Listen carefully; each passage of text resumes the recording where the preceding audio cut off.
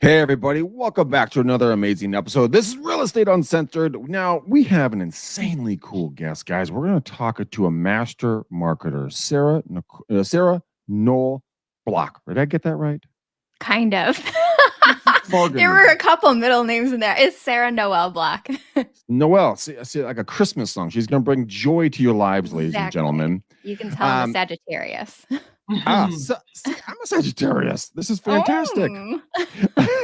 So we got Sarah here with us today, guys. She runs Tiny Marketing, working with organizations like 0 to like 3 to 5 marketers.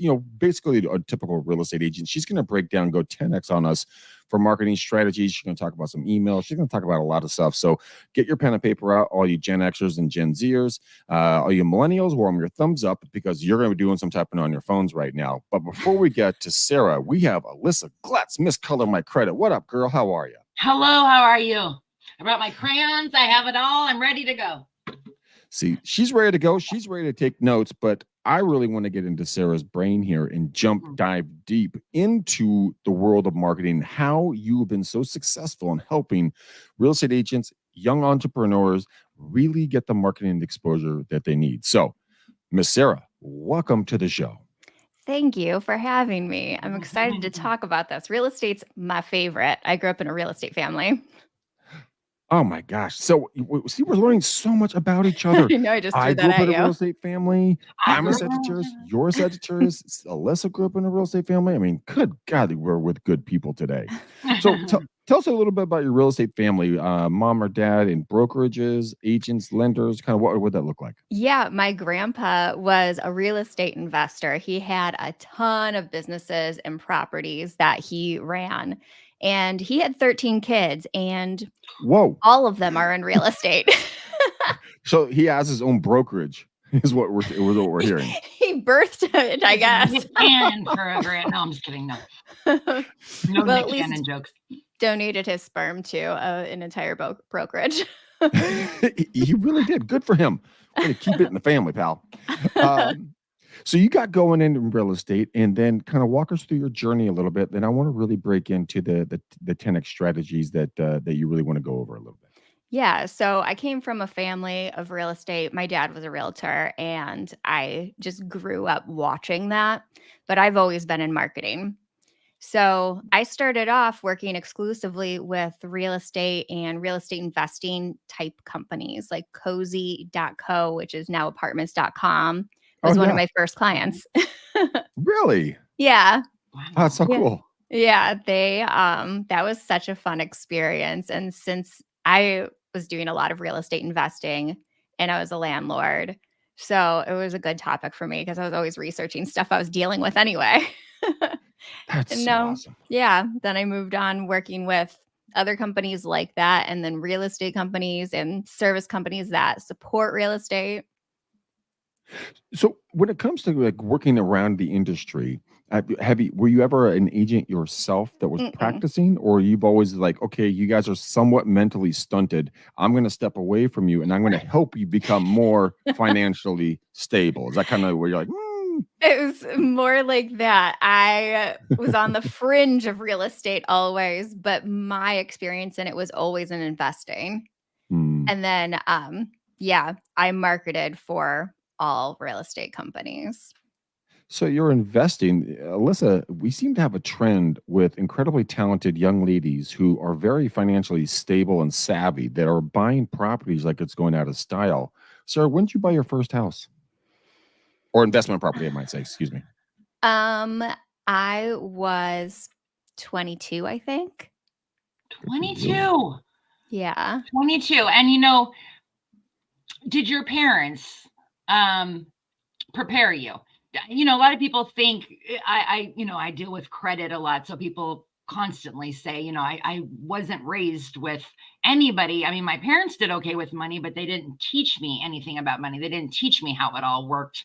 It's almost like you had to learn the hard way, like take out credit and then not pay it and then realize that, oh, shoot, this is how you do it, But do you feel you learned there was a desire, that motivation, intrinsic motivation, like within you, or do you think it was pushed on you? I guess there's a few different questions there. Yeah. No, my parents were broke. Yeah. And that is what did that for me Okay. because I was like, I don't want to be broke. So Mm-hmm. financial literacy was really important to me from a really Mm-hmm. young age. I was always cheap as all get out, and I only wanted to spend money on stuff that I could make money from. God, I wish most guys would learn that. You Me know. too. Women, we have something in us. We were talking about it last week that I said, Yeah. it's like this kind of stuff is almost like entrepreneurial money, like making your money work for you, taking back control of your life in these ways. Like this is like our Roman Empire. This is the stuff we will talk about until the end of the earth. And it's Yeah. not just Sarah and I. Like there's a lot of women like us. I mean, guys too, but I mean, I do definitely feel that it's a main topic for us. We Yeah. love to feel empowered by it and sharing what we know. I think something within our like internal feminine rage that we have to win. Our anger issues. We Yeah. have to show that we don't need anybody else and we need to be able to be okay on our own. I Yeah. think there's something in us that that Totally. breeds it. Yeah. I agree. Well, let's Not let's much. take some of that feminine rage and let's pour it into the rest of the community. Grr, get all feminine rages on all of us. Talk to us a little bit about kind of some interesting marketing techniques and content creation, and kind of walk us down this path. The stage is going to be yours. I really want to kind of understand what is going on in your brain and kind of what you've been advising people from last year to this year to the potential future, so that people, when they walk away, they'll have a semblance of a plan in their mind. And then I want them to reach out to you, of course, with any questions to kind of get in your realm. But let's start with kind of what was trending last year and what's trending now, and where do you think we're going to be going? Yeah, I focus really deeply on inbound marketing because it is like a salesperson that's working for you 24/7. Mhm. So, whenever you can create content like this, for example, you create it on a consistent basis and it's working for you. It's attracting people to you and it's repelling the wrong people. So, it's a great way to sell and to amplify that. Pairing that with partnership marketing, which is huge this year, Hmm. is like the best way to get as many eyes on your content as possible and on you. Mm. I believe that my business would have fallen apart by now if I didn't have partnerships and relationships with other content creators, service providers, brands that where we're propping each other up. There's no such Mm. thing as competition. There's partnerships, collaboration. That is so smart. I think that's so smart because I've talked to a few people before that do PR, that do marketing, that have clients that they actually, utilize each other. I had a PR person who had 5 different people that she managed as well, but that they all fit what I was looking for like a finance show. So she said, "Here, I Yeah. got ideas for you." So she's helping them, but also by helping me. So it's a lot of like collaborative ideas that are coming out, right? Creatively. So much. Yeah, Yes. So much of that. that You makes would sense. think that other marketing agencies would be my enemy. They would be my competitor. I No. literally just got off the phone with another marketing agency that's like, we don't specialize in email marketing. Do you want to take this on as our strategic partner? And I'll just hand Hmm. it off to you. This happens Love it. all the time. There is Mhm. no such thing as competition. It's something we create in our minds, and it really Mm, love paralyzes that. you. Well, that's one of the biggest faults for most real estate agents, and I say that because that was me when I first got into the business 24 years ago. I looked at every other real estate agent as a piranha that's going to eat my lunch, and so it was double middle fingers, like don't talk to me, don't come near me. This is my stuff. This is what I do. Blah blah blah. Then I learned that, you know what, everyone's out there to help each other. Yes, we compete with each other, but at the end of the day, we're all there to help. Because, Sarah, let's say you go on vacation with your family, right? And you guys are going to Bora Bora for 2 weeks. Well, you're going to need someone to step in your business. That's where the allies and the friends in the industry Mm. are so stinking important. And if you can create a marketing campaign like we're going to talk about that can keep that lead generation going, get your business partners to step in and help you out, do a homie hookup, and then vice versa. When they go on vacation, guess what? You're going to take care of their business for 2 weeks or a week or whatever it's going to be. And it's so strategic to think that way. And once people to eliminate that thought pattern, going like, everyone's evil, to everyone's my friend. Have you seen that make a big difference both in personalities and both in relationships as well in the industry? Yes. I had a client in real estate who she specialized, or her favorite type of client anyway, was the first time home buyer. That's who she loved working with. It's it was her bread and butter. But she didn't love working with real estate investors, for example. They just have different priorities. They want Mm. different things. So she would have strategic partners with other real estate agencies and hand off those investors to them, and they would give her their first time buyers because they knew that she loved it. So you can really niche down, still Mhm. make your money while still Smart. like building those relationships and those referral circles. You know what? I'm with your friend there, your first client. I mean, I'm a huge buyer fan. I love buyers. It's like a kid on Mhm. Christmas and they're opening up presents, aka every house we go into. We don't know what we're gonna get. We're so excited, you know. And that You that love the I'm with her. emotion, the meaning behind it, the experience of it. Like, you want them to not have their decisions based on like no emotion, like real estate investors. It's very like, "Rah, rah, rah." You like Yeah. the story. You like to be part of it. You like to hold their hand and be like, let's go down the yellow brick road. Right? Is that kind of like it? We're getting A little close. Yes. dramatic. So So talk to us what got that mindset moving for your client, and then kind of how did she even branch off more to talk about buyers, and then we'll jump into sellers. But I want to see what she's doing for first time home buyers. Yeah, so we went really deep in it. I was like, if this is your ideal customer, let's go all in. And we started creating like first time buyer guides and like a YouTube series to go around that topic. So in the discovery phase, when people are starting to think about, okay, I'm ready to buy my first home, they're going to run across her content. And it worked really well. And we created a lead magnet around that. It was like a little short master class, but it was Mhm. attached to every single one of those discovery pieces of content. So when they're finding her Googling around, Mhm. they sign up for the master class. She has their email, and then we move them to the welcome sequence that sort of indoctrines them to the idea of working with her and helps them self eliminate if they're the wrong person or raise their hand if they're the right person. mhm. So what would make them the wrong person? Let's say they don't have the budget. They don't have that financial checklist, like the 3 months of mortgage in their bank. They start to learn all of the things that they need to know before they can buy, and they could just opt out when they realize, okay, I wanted to, but I'm I'm not actually ready to do this. And that's really a huge part of selling through content marketing is attracting and repelling. And repelling is just as important. It really reduces that sales cycle and gets you more right leads. God, that could not be more true if you tried. I mean, when I first got in the business, I worked with anybody with a heartbeat. And I'll tell you, that was one of the worst things I ever did. Now, I thought it was great. I thought I was very effective using my time right, but I worked with a lot of the wrong people, and it wasted a lot of time. How long did it take her to understand the right person, the person she really wanted to work with, a perfect avatar? She was working with another agency, and she was doing that too, working with anybody who would. And then Mhm. when she decided to build her own agency, that's when she was like, okay, I'm just going to work with the people I want to. So she had that period of time where she was learning what she wanted.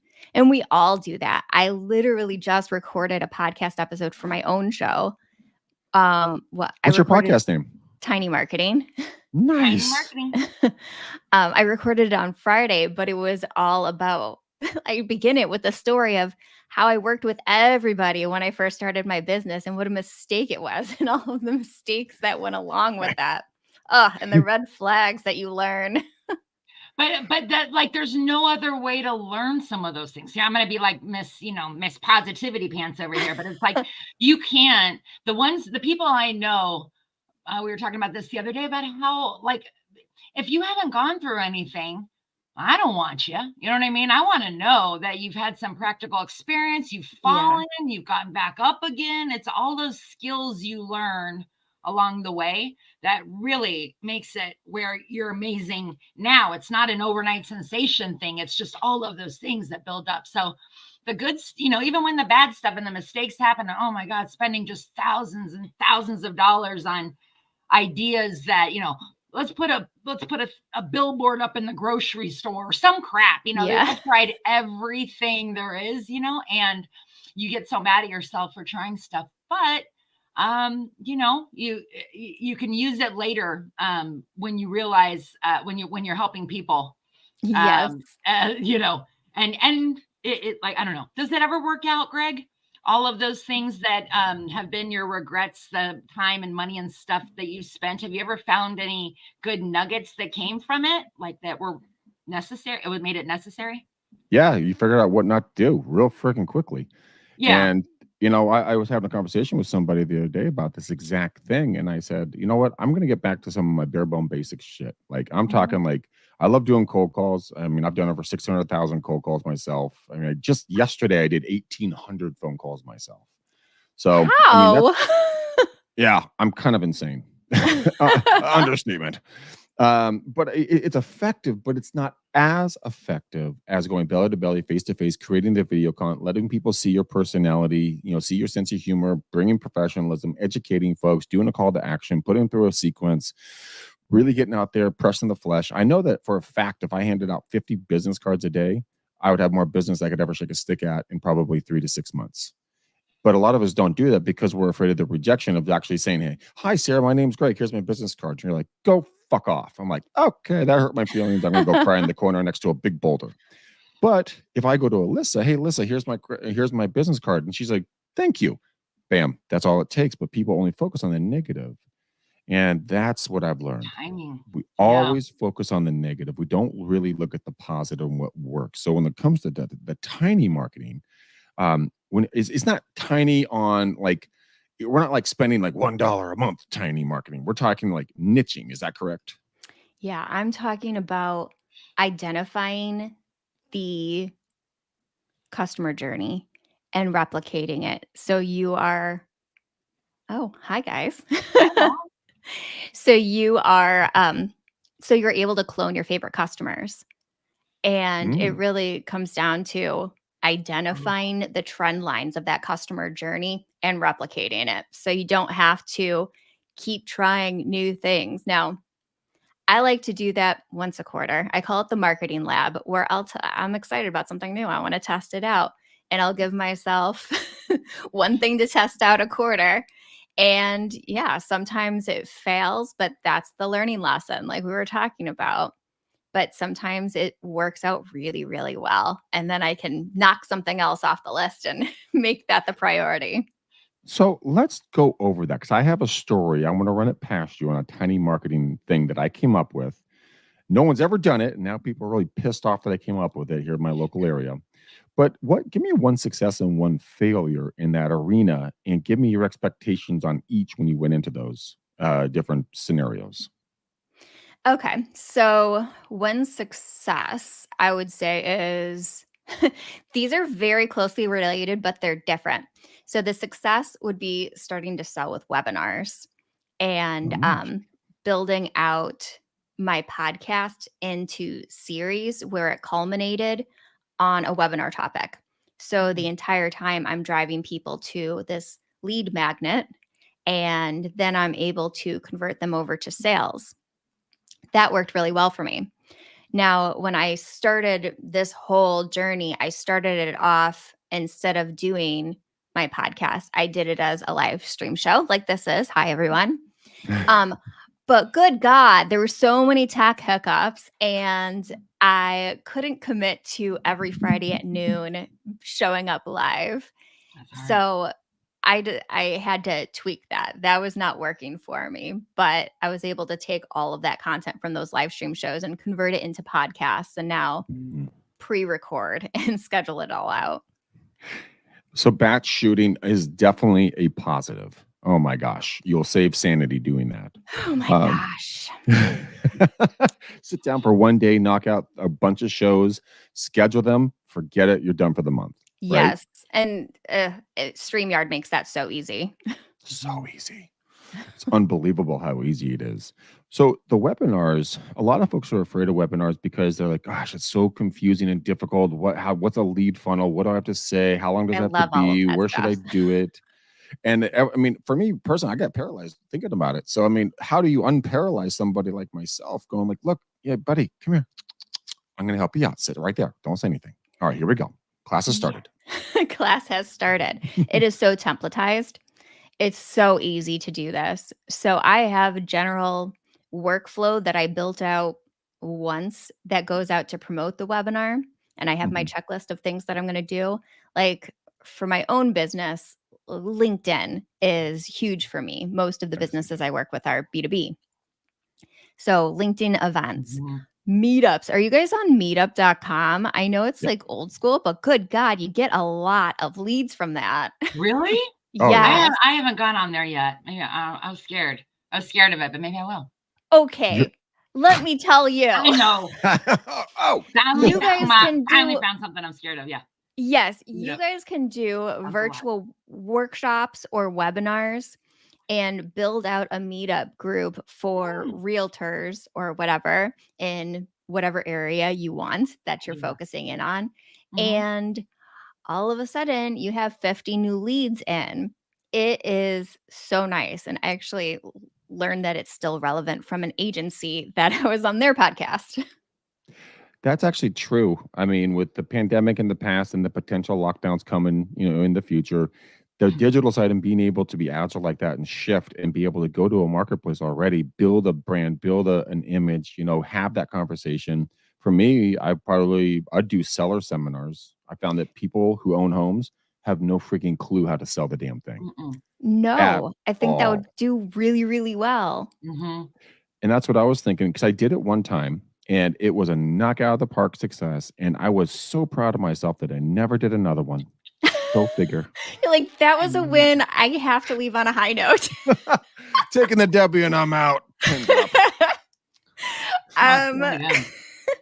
But yes, 100% that works. And I have learned over the years that you said that you did 1,800 cold calls yesterday. Selling scares the shit out of me. I hate selling. I can only sell by teaching. And that is why I focus in on event marketing with workshops and webinars, because it pulls people through that sales funnel within like 30 minutes.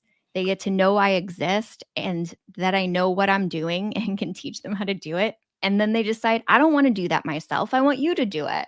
And there's no easier way to sell. You're actually like a master salesman. You don't even realize it. It's that you think of traditional selling.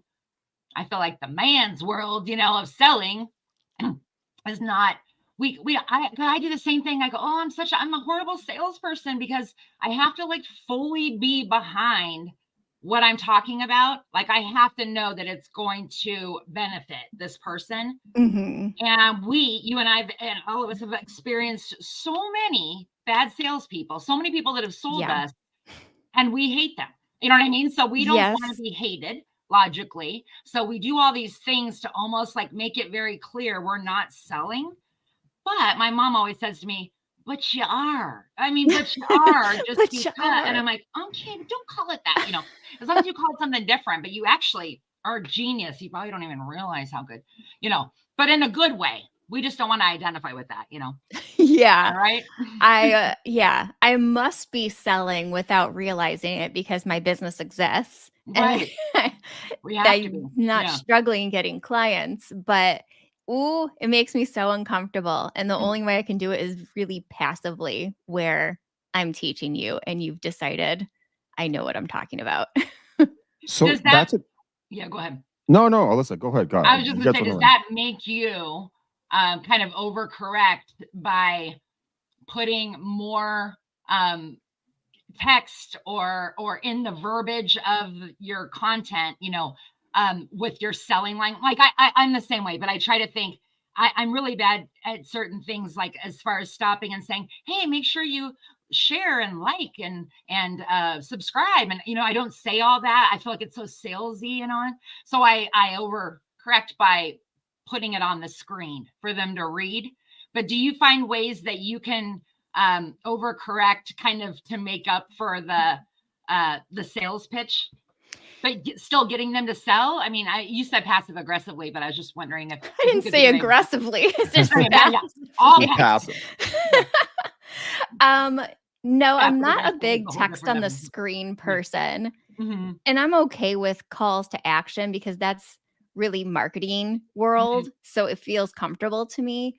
What I do is I try to be really explicit in my sales material. So I do a lot of copywriting, and I have a basic formula that I like to use for sales pages where I'm overcoming all of their objections on the page, and I'm predicting what they're going to say, like why they can't work with me or why that solution won't work with them, and give them the answer before they can have a chance to give that to me. So my sales page does a lot of the selling for me because I'm looking at that, and I'm also taking the time on that page to say who this is right for and who this is wrong for. Because I don't want to be on a bunch of sales calls for people that don't make sense. I want you to know exactly like who this is right for and what you should expect at the end. I think that's a big problem with a lot of agents. They don't know what to expect. They see what other people get and they think it's going to be the same, but different personalities, different markets, different everything. And I love the idea of like, hey guys, if you're a first-time home buyer, this is your course. If you guys have owned your home for 7+ years, this is what you need to listen to. So if I'm a first-time home buyer and I hear about these are the 7 ways to get your home sold fast, I'm like, well, that doesn't pertain to me. I got to move on. And that's weeding out the chaff. And I think that's a phenomenal way of going about it. Now, when you do your meetup.com live webinars and stuff, do you set that precedent up front and say, look, this is what this is what you're going to learn. This is who should be here. If you're not, this is the webinar. Or do you say, I love everybody, come hang out with me?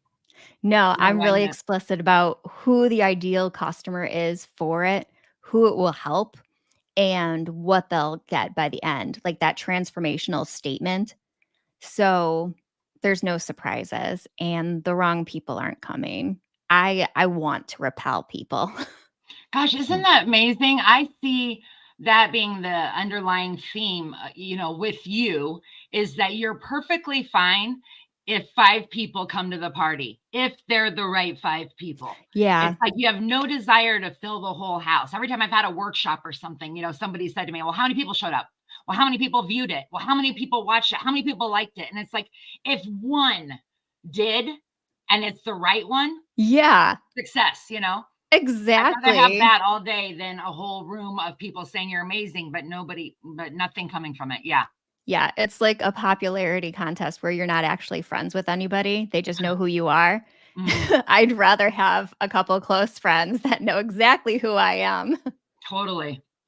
Well, it's also a lot of the marketing that has been taught to us agents. And Sarah, you know this, and Alyssa, you obviously know this. They're like, hey, you can get 100 leads a month. Well, that sounds great, but 90+% of them, probably 98, 99% of them are really going to suck. They're going to just be a time suck. And then guess what? You got 100 more next month. Shit, now I got 200. Next month, I got another one. Fuck, now I got 300 people I got to follow up with. When, like you guys said, give me 3 people a month. Give me 2 people a month that are like, dude, come list my house. Come help me buy $1 million home. They'll give me enough money to do whatever the heck I want. And I have sanity and my own life. So you make a decision on quantity versus quality. I'll take quality over quantity any stinking day of the week. Yes. Right? Well, we have to remind ourselves of that. When we get desperate, we kind of get into a mindset where we're like, I'll take quantity over quality. Who cares? We'll make it work. And you can't do that, Well, you can't do it on this show, of course, because we're talking about tiny marketing. Okay. We can't go all crazy pants on large marketing. Yeah, actually, I didn't even connect my want for only quality leads to tiny marketing, but that's true. It's funny. Well, where did you come up with that name? Oh, I came up with it because I was always part of a small team and I specialized in building out streamlined marketing that was really systematized. So you could do it even if you had no marketing department. So I help you utilize your subject matter experts in-house.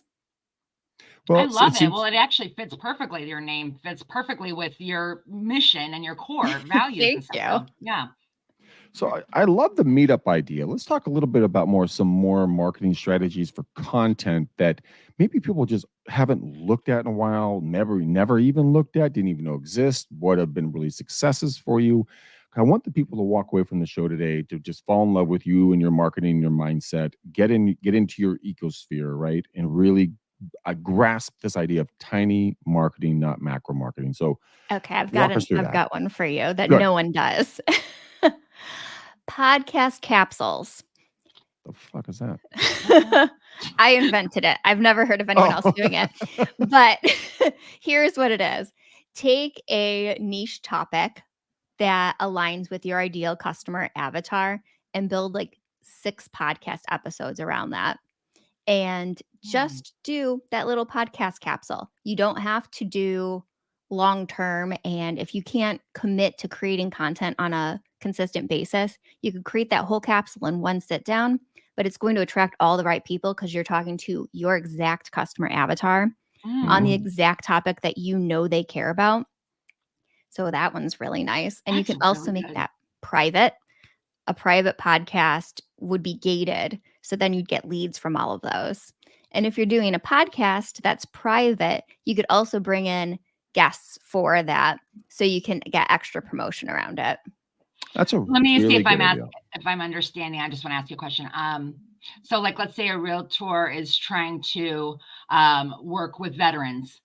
They would have a podcast capsule for veterans, and that would be maybe 4 or 5 episodes that would pertain to the veteran home buyer, VA home loan interview with a lender, another one on things of, that you can get the seller to do, whatever the case, but 4 or 5 things. That's a great idea.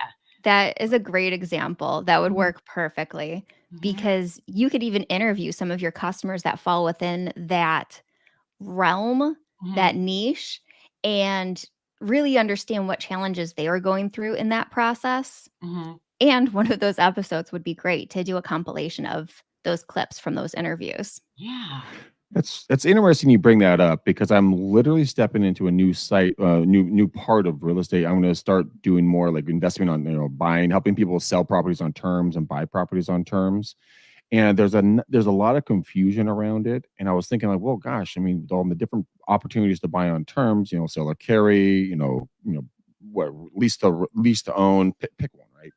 But then do interviews with the people who've done it, their experiences, pros, cons, and do 5 to 6 of them, like you said, and then just put those as little,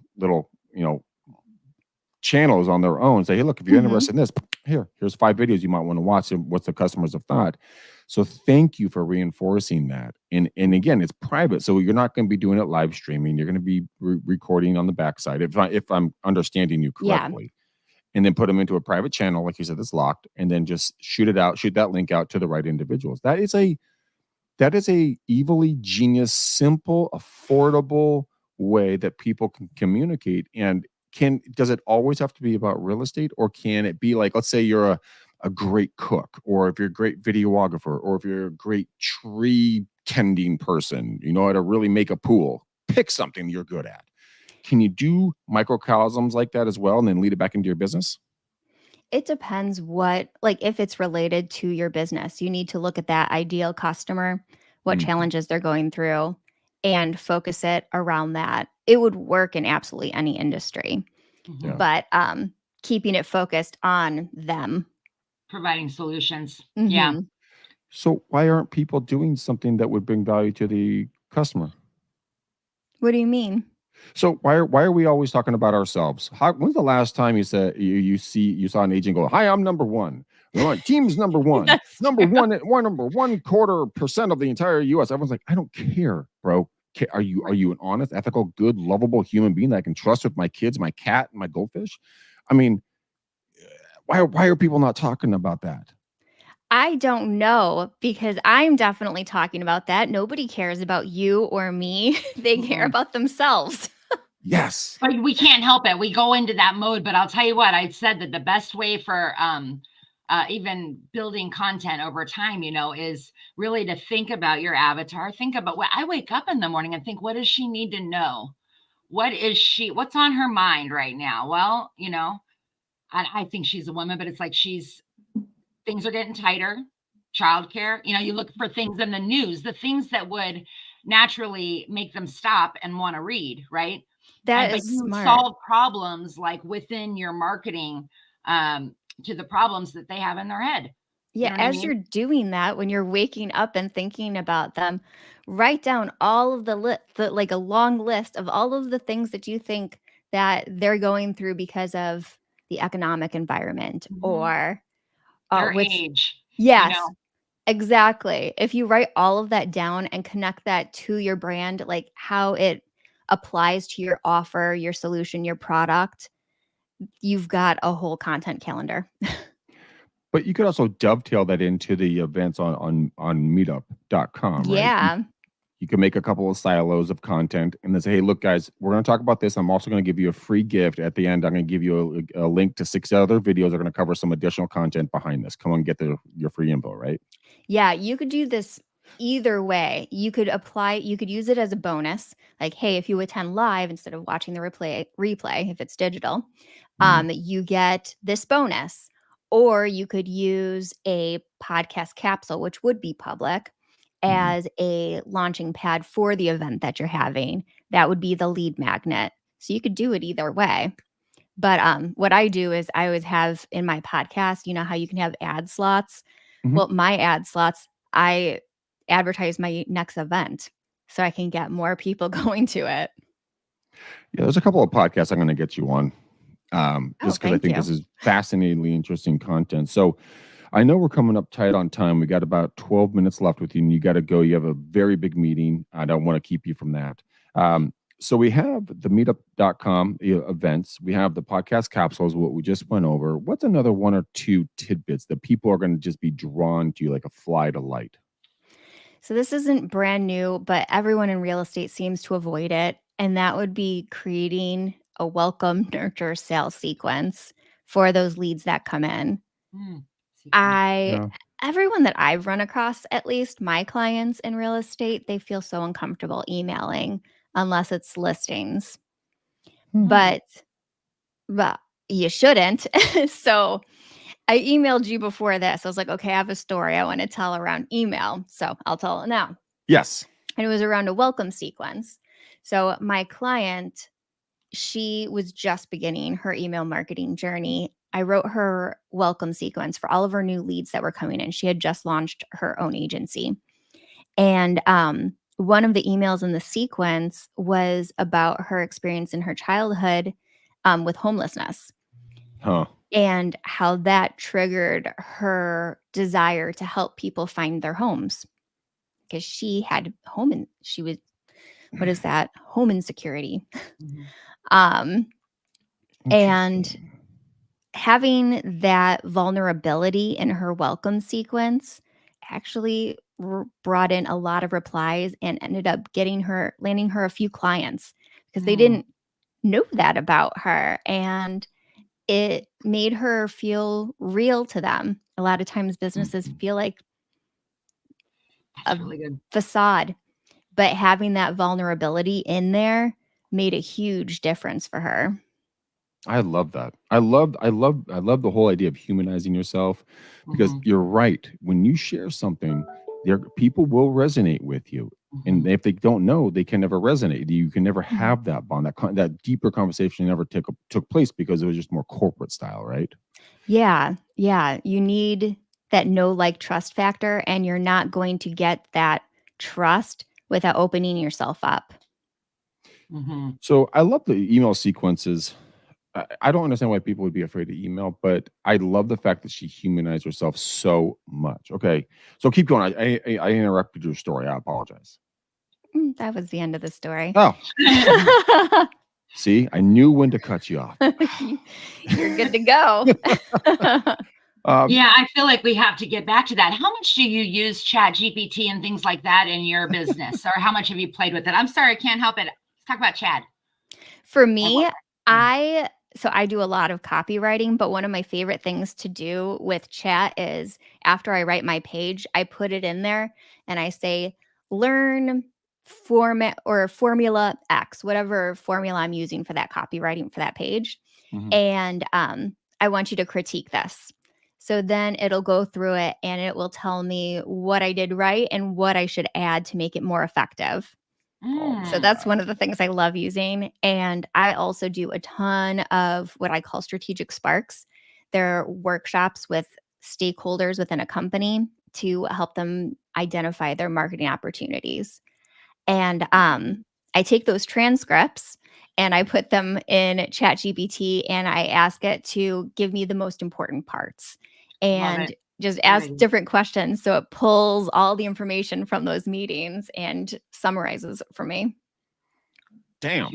Huge. That's awesome. That's huge. Well, it's all about what you feed into it, you know? But yeah, really, you have to teach it. That's what a lot of people don't understand is you have to teach it first and then ask the question. I've been trying to teach men my whole life, so I'm a pro. Good luck. Still learn, yeah. I'm still here, ladies. Okay. Oh, hi.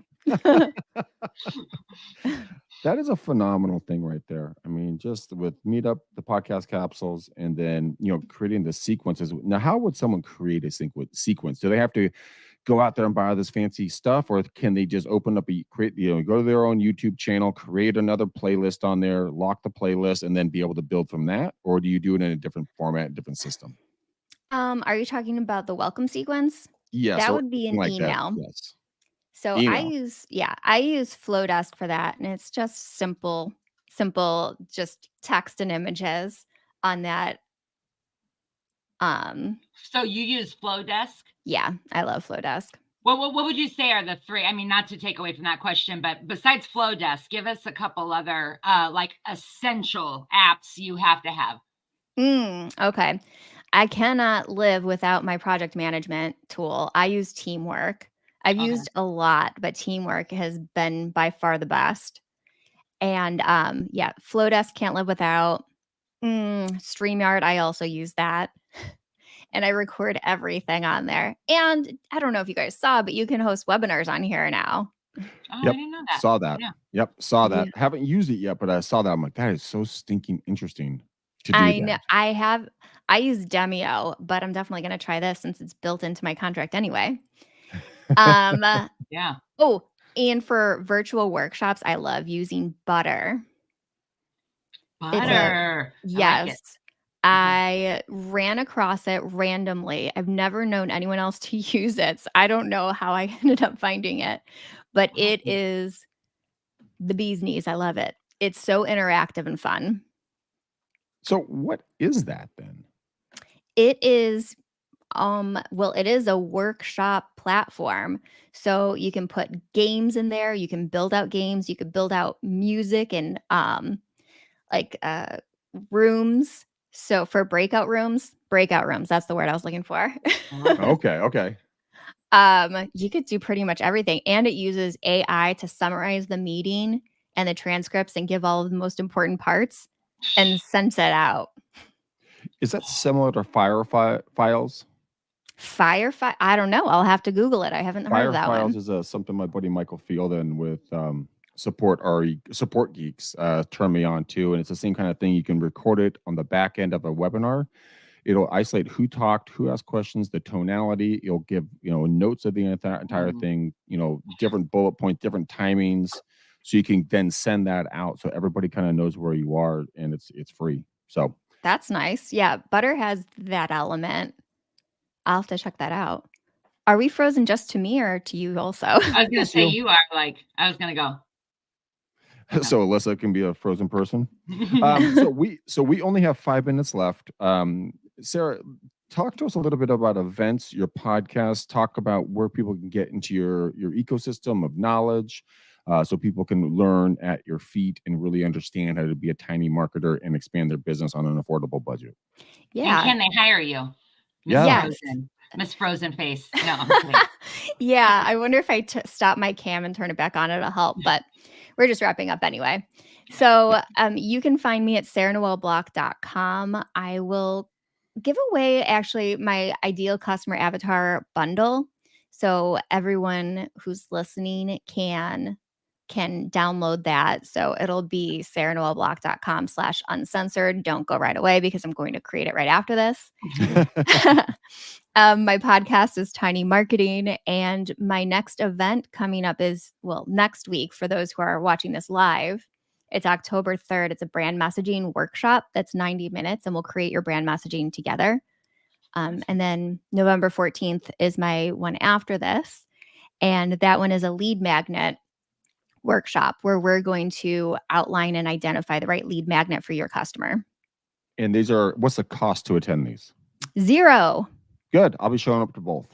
Awesome. No, I really am. That's not a joke. Good. I'll send you the link. I would appreciate that. Now, I'll be there too. That's awesome. Cool. I love the freebie. Yeah. So Sarah, I want to just say thank you for having me come on. So guys, go over to sarahnoelblock.com/uncensored. Go ahead and get those offers she just talked about. Is there anything else, Sarah, that you would like to leave us with before we let you go to your meeting? Oh, no. No, you don't want to do anything else? Or, oh, no, you have a tech That's problem? kind of more like a, oh, no.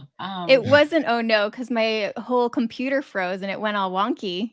Oh, wait, now there you are. There she Okay, is. there I am. I thought like everything disconnected. Yeah, so my walk away ending statement would be, oh, no, I'm just kidding. Maybe create those events that are bringing in your ideal customer, and don't be afraid to repel the wrong people. Make sure that's built into your content. That's where our takeaway right there. That's what I love right there, because people just need to get that ingrained into their brain.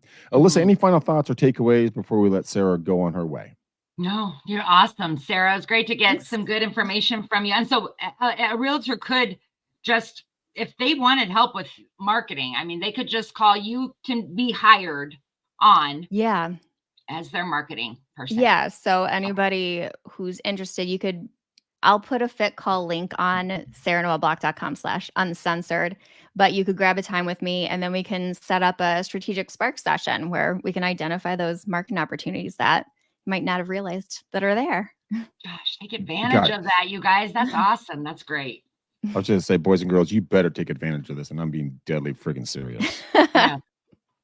Okay, Sarah, we are 2 minutes before you got to bounce like a rubber ball. Thank you for coming on. Thank you for sharing your knowledge. Guys, go back and listen to this if you didn't hear the entire thing. She dropped some seriously awesome knowledge bombs. In the beginning, she talks about meetup.com and what you can do there. That is something that has really got me thinking a lot. So, Sarah, you're a legend. You're amazing. Alyssa, you're always my fave. You too. You too. Ditto. All right. You guys, hey, I love you to pieces. We cannot do this show without you. You got to remember that. So thank you for watching. Thank you for listening. And thank you for sharing this video to anyone that could use us in their life. We're going to be back next week with another amazing guest. So you guys stay awesome, stay cool. And until next time, peace out, ninjas. We gone.